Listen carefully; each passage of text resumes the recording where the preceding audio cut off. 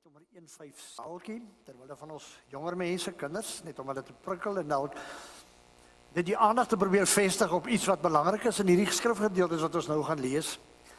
Ek vind die verwysing in 'n preek, ek dink dit is Marie Jansson wat die preek geskryf het waar hy die verhaaltjie aanhaal, toe ek dit gaan nalees en ek kan dit ook gaan oplees, baie meer besonderhede, die hele lewensverhaal van die mense wat hierby betrokke is.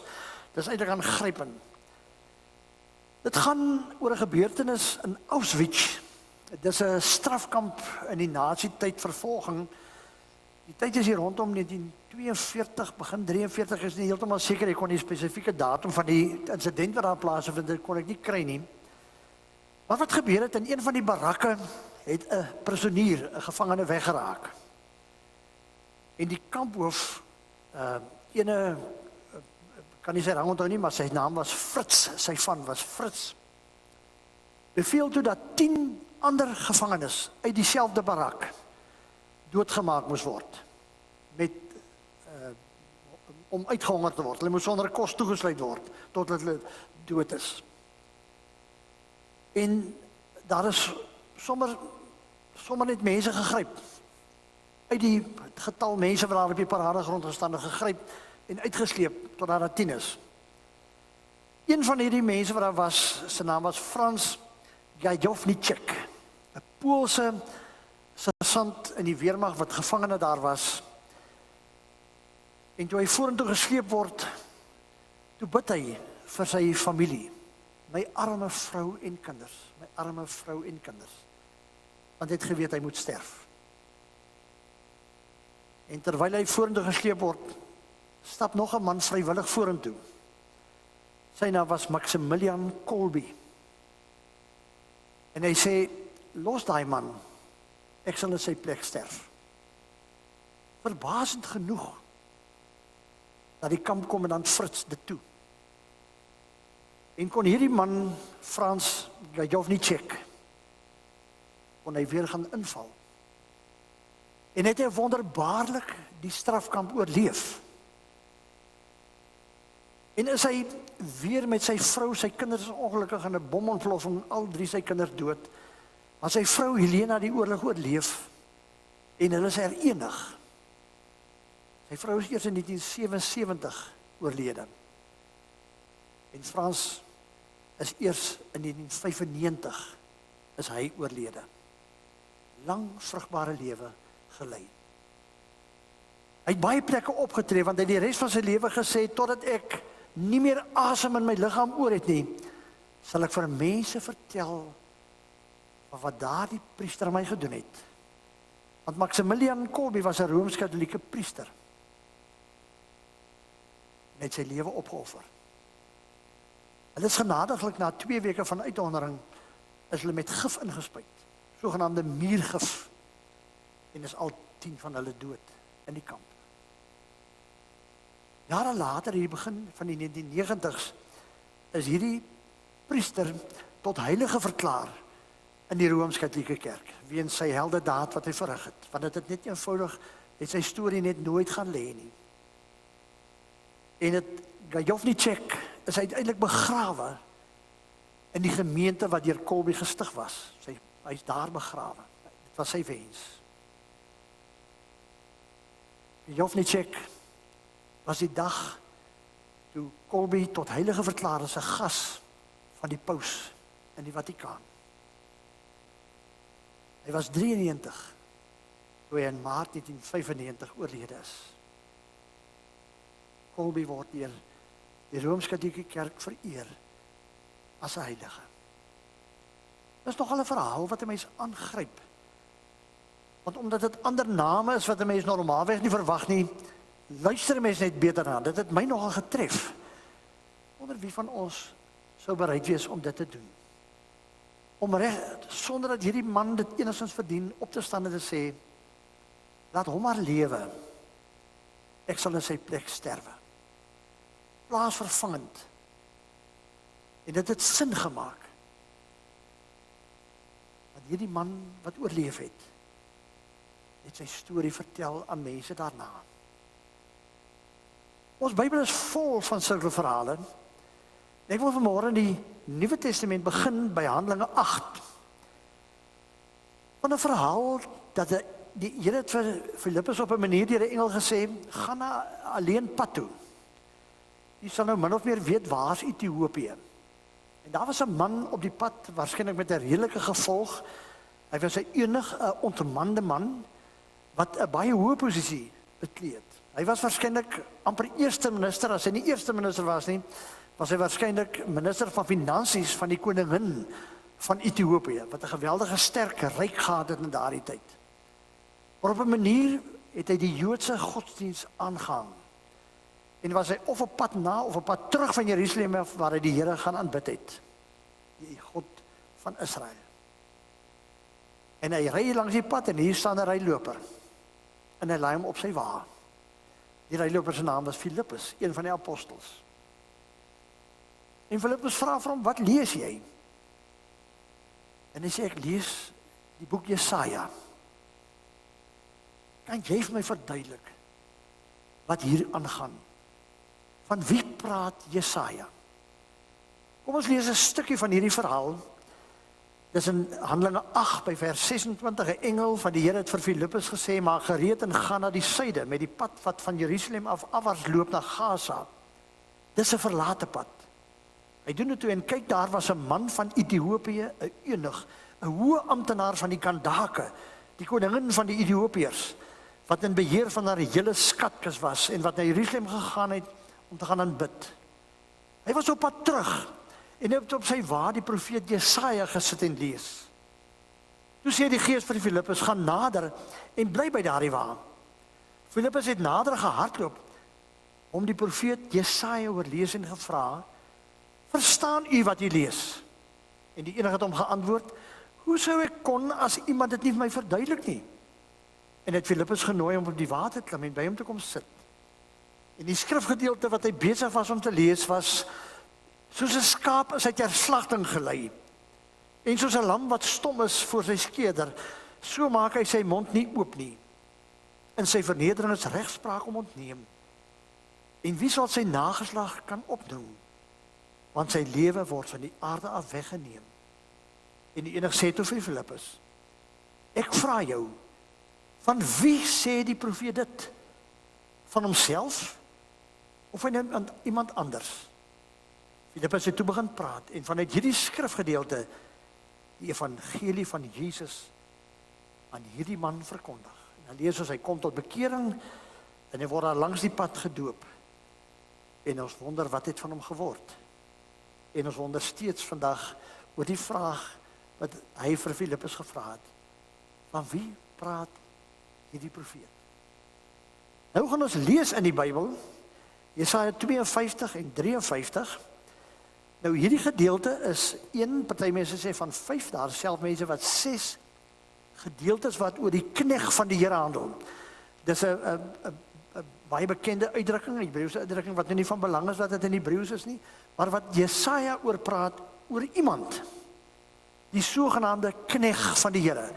En hierdie knegg word alternatiefelik verheerlik, opgehemel as iemand baie besonder, as iemand van groot belang.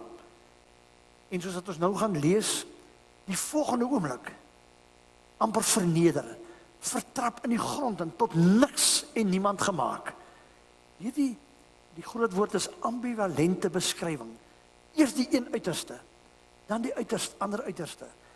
Dat 'n mens moet vra, wie is dit? En daar's boeke, waarskynlik biblioteke vol boeke geskryf oor wie was eintlik in Jesaja se gedagte. Ons weet nie regtig nie. Dalk 'n koning, dalk iemand, dalk 'n heidense koning. Ons weet nie in daardie tyd. Wat ons wel met vrymoedigheid kan sê, is dat hierdie skrifgedeelte op 'n massiewe, pragtige manier in Jesus Christus in die Nuwe Testament tot vervulling kom. Soos ons nou vanmôre die bril van die Nuwe Testament opsit, dan kan ons met vrymoedigheid sê, dit is eintlik die knegg van die Here. Jesus Christus is die knegg van die Here. Of Jesaja dit bewuslik geweet het, vir Jesus gesien het, dit weet ons nie. Maar jy weet, ek het dit ook al vir u gesê, dat baie mense van Jesaja sê, hy skryf en profeteer, en hy preek, en hy praat met sy volk in hierdie tyd, asof hy Jesus geken het. En op 'n manier, weet hy dalk, vir Jesus geken. Dit sal ons eers in die volgende lewe meer van weet. Jesaja 52. Hierdie gedeelte kom voor uit die middelste gedeelte van Jesaja. Die eerste gedeelte gaan voor hulle ballingskap, voor jy die volk verwoes en hulle tempels en hoofstad verwoes is. Dan hierdie gedeelte waarin ons lees was die tyd toe die volk Israel, die volk van die Here in ballingskap was, weggevoer was, nie meer hulle eie land gewoon het nie. En in die ellende geleef het, die swaarste kon kry wat 'n mens kon kry, van alles ontneem. Die laaste gedeelte gaan dan daaroor toe hulle teruggekom het. En ek dink dat nou die swaar verby, maar toe nuwe swaar kry leer ken het. So hou dit in gedagte, die volk vir wie Jesaja in hierdie tyd preek, was in ballingskap. Hulle was verwoes. Alles wat hulle kosbaar geag het, was hulle ontneem. En in hierdie tyd skryf Jesaja, en ons gaan lees in my Bybel op bladsy 775, 777, Jesaja 52, ons kry die ander tegliedere in Jesaja 42, 49 hier en dan ook later in hoofstuk 55. Maar ons lees dan die tweede laaste ene, Jesaja 52. Dit begin eintlik daar by vers 7 al, waar gepraat word oor die wonder van hierdie diensknegt. Maar kom ons tyd is 'n bietjie, maar dan begin ons by vers 13, net om vir u te laat hoor, hoe dat hierdie diensknegt opgehemel word. Hoe dat sy lof besing word. Vers 9. Kyk, my diensknegt sal suksesvol wees. Hy sal uitstyg, uittroon en baie verhewe wees. So baie ontsteld was oor hom, so onmenslik misvormd was sy voorkoms, sy gestalte nie meer so die van 'n mens nie. Net so sal hy baie nasies verbuister. Koning sal oor hom swyg. Ja, hulle aan wie niks vertel is nie sien en wie nie gehoor het nie, begryp. As jy nou 'n bietjie gaan teruglees, gaan jy hoor dat hierdie diensknegt van die Here eintlik 'n besonderse mens was. Maar nou verander die toonaard. En hierdie vraag wat aan die begin van die volgende hoofstuk staan, kan amper gesien word as die wentelpunt van hierdie gedig, van hierdie lied. Wie het geglo wat ons gehoor het? En die arm van die Here, aan wie is dit geopenbaar?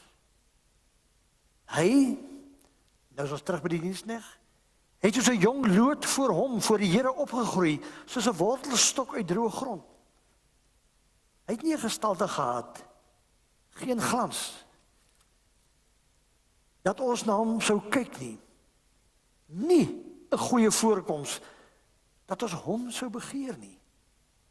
Hy is verag, deur mense verlaat, 'n man van smarte, bekend met siekte, soos iemand vir wie 'n mens jou gesig verberg. Hy is verag, en ons het hom nie geag nie. Nogtans, ons siektes, hy het dit gedra, en ons smarte, hy het dit op hom gelaai. Maar ons het hom beskou as iemand wat gekastei word, geslaan deur God en verneder. Hy is deurboor deur ons oortredings, verbrysel oor ons sondeskuld. Die straf wat ons vrede bewerk, was op hom. En deur sy wonde is daar vir ons genesing. Ons almal het soos klein vee gedwaal. Elkeen van ons het sy eie koers ingeslaan. Maar die Here het ons almal se sondeskuld op hom laat neerkom.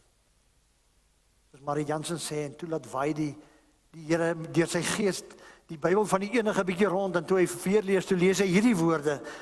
Hy is mishandel, maar hy het hom daarom onderwerp. Hy het sy mond nie oopgemaak nie, soos 'n skaap wat ter slagting gebring is, soos 'n ooi wat voor haar skeder stom is, het hy sy mond nie oopgemaak nie. Na onderdrukking en 'n vonnis is hy weggeneem, en sy lot, wie dink daaroor na?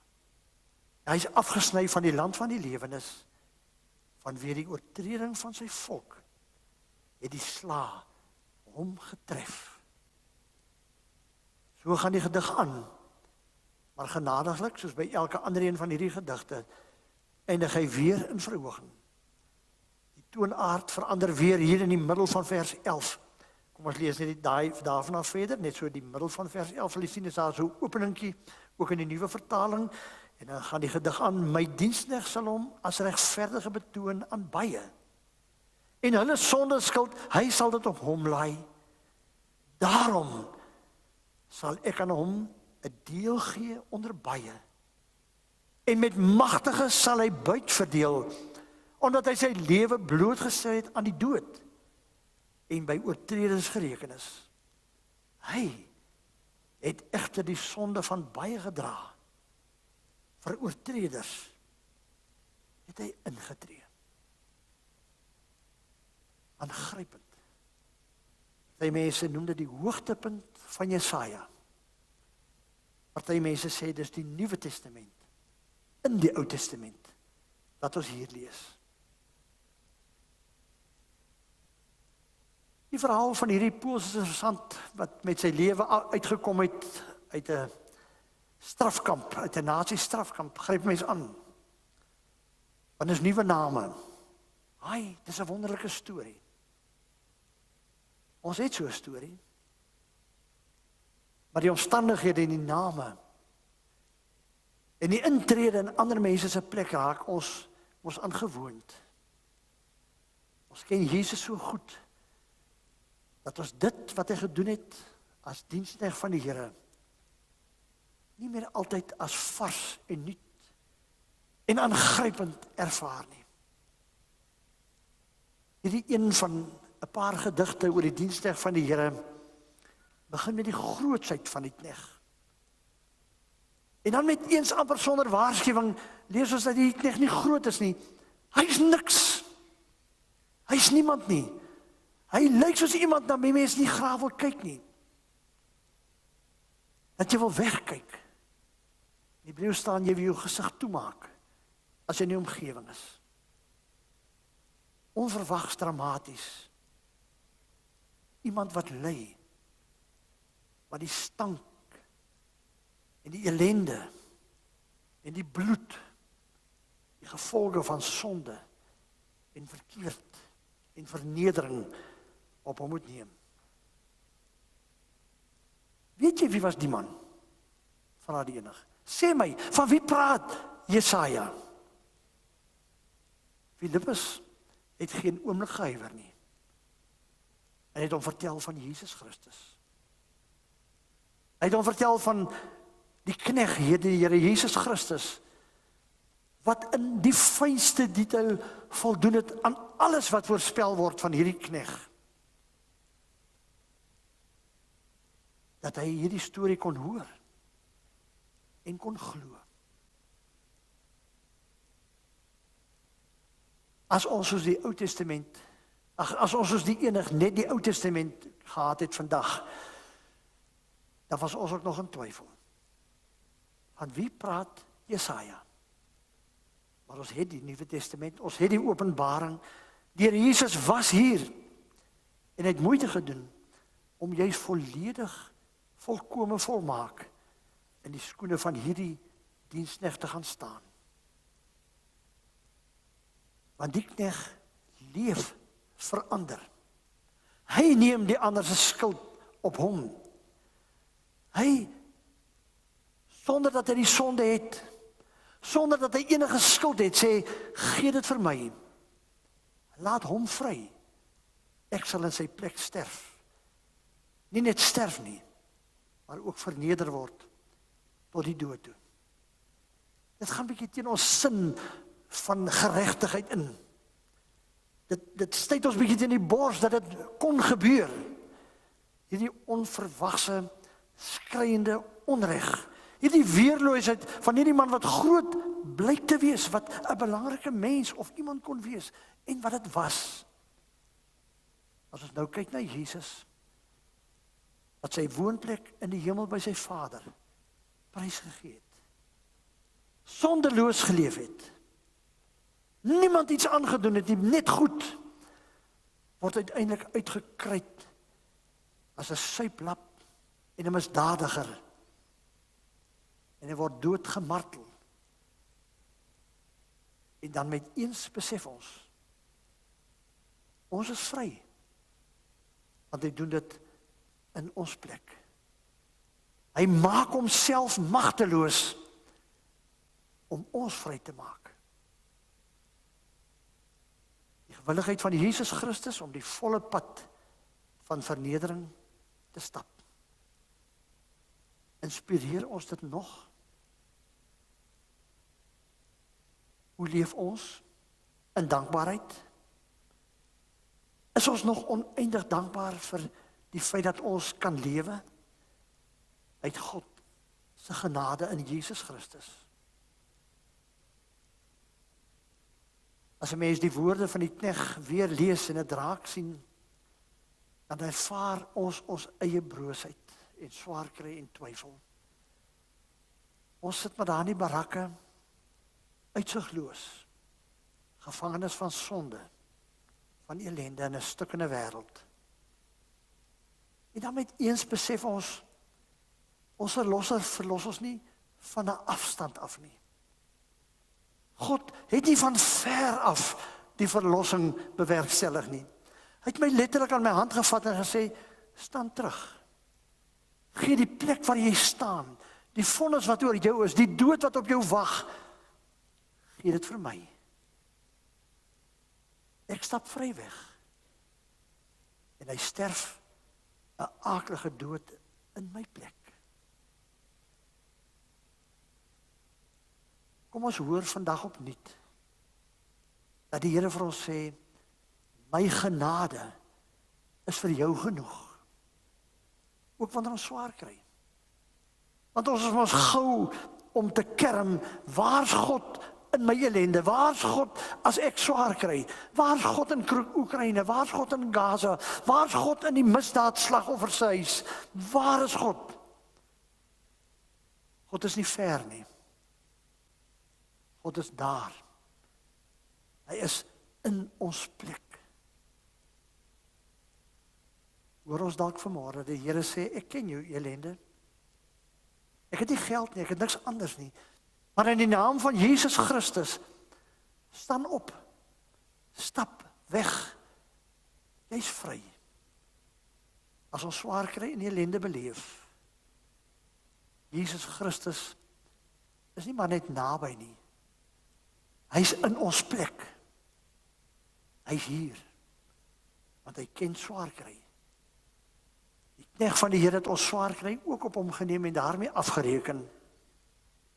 En daarom is daar 'n uitsig. Daarom is daar 'n nuwe dag wat kom.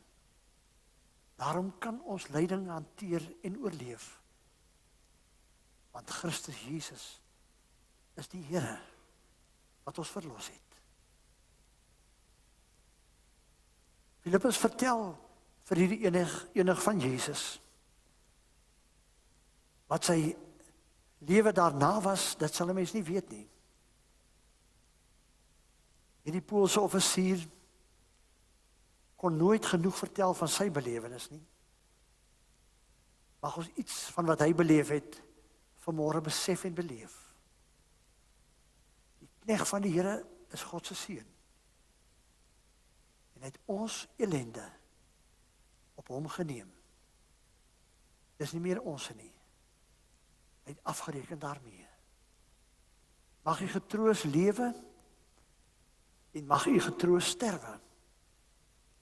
Want ons het 'n lewende Here, Jesus Christus, die volmaakte verlosser.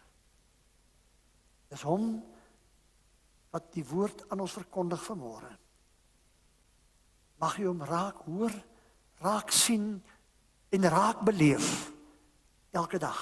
As dit goed gaan, maar in die besonder ook die dag as dit sleg gaan. Mag die Here Jesus by u wees in sy liefde en in sy genade. Amen. Aan u, o God, ons dankgesange. Wie kan u ooit volkome na reg, lof en dank toebring? U is die verlosser. U is die een wat ons skuld op u geneem het. U is die een wat bereid was om die volle pad van vernedering te loop tot in die dood en in die helse verlatenheid. Sodat wat ons ook al kan beleef in hierdie wêreld nooit 'n verrassing vir u sal wees nie. u altyd by ons en ons in ons plek teenwoordig sal wees. Aan u, o knegt van die Here, aan u die eer. Ons prys u naam, want u is Seun van God, u is Verlosser vir ewig, u is die Here oor die skepping, en u is ons koning. Aan u die eer, in Jesus se naam. Amen. Kom ons sluit ons erediens deur lied nommer 213, net die tweede vers met mekaar saam te sing, en ons bly staan vir die seën en die amen daarna.